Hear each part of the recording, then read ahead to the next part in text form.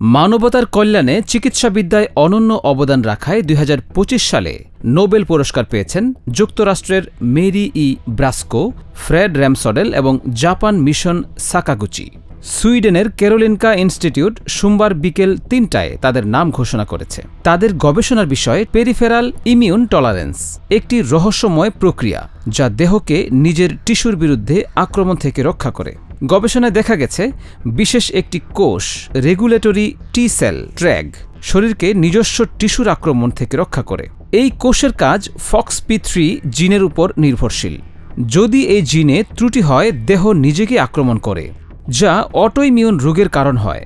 এই আবিষ্কার বিজ্ঞানীদের সাহায্য করছে বোঝার জন্য কখন ইমিউন সিস্টেম দেহকে আক্রমণ করে এবং ক্যান্সার কোষ কখন বেঁচে থাকে। নোবেল কমিউনিটির ক্রিস্টিন ক্লেমেট বলেন, এই ৩ বিজ্ঞানীর কাজ মানবদেহের রোগ প্রতিরোধ ব্যবস্থার গভীরতম রহস্য উদ্ঘাটন করেছে। পুরস্কার হিসেবে তারা পাবেন মেডেল, সনদপত্র এবং ১,১০,০০,০০০ সুইডিশ ক্রোনা, যা বাংলাদেশি টাকায় ১২.৬৫ কোটি টাকা। Desk report, H news.